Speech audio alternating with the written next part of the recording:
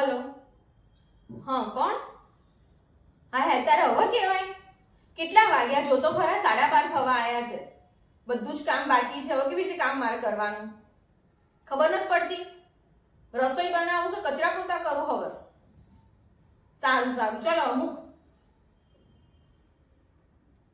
હવે શું કરું? 12:30 થઈ ગયા છે, આયા નહીં આ લોકો. હવે મારે બધું જ કામ જાતે છે. ચલો અમારે કંઈક ચાલાકી તો વાપરવી જ પડશે. પેલી 3 જણને બોલાવો.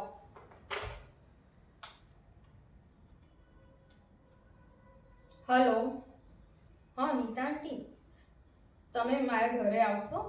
ના ના મને છે ને થોડી બીમાર હોઉં ને એવું લાગે છે. હા મને ચક્કર આવે છે.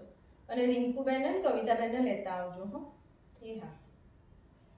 હવે એ લોકો આવે ને પહેલા હું છે ને બીમાર હોય ને એવું નાટક કરું, નહીં તો પાછી એ લોકોને ખબર પડી જશે કે આ નાટક કરો છો, અને બધું જ કામ કરાવી દઈશ.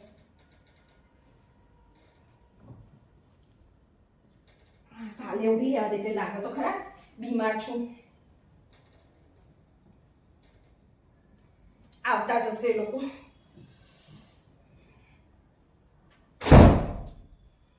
શું થયું સીધું?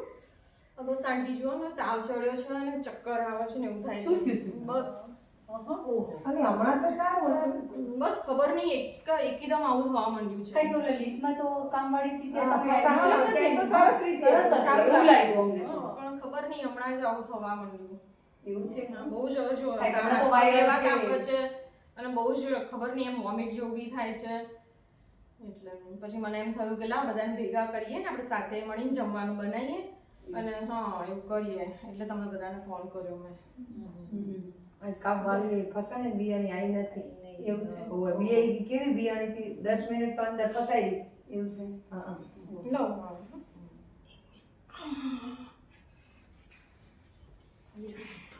અલી આ તો જુઠ્ઠી એક નમૂની છે. હા અને હું છે ને કામ કરવાની ચોઈસ છે, કારણ કે બધું આખું કામ જો કર્યું આ પાકી વાણીએ છો વિચાર છે. એ લાવનો લાવ વગર ના લૂંટાય અને પાકી વાણીએ રીતિ કરે છે ને આપણને ઉલ્લુ બનાવે છે. એમ કે ચાલાકી આપણી જોડે વાપરે. એની ઈ ચાલાક ના, આપણે ના, ના કરીએ. આપણે તો મહા ચાલાક છીએ. એ આપણા જોડે રસોઈ બનાવવાનું છે આપણે જ.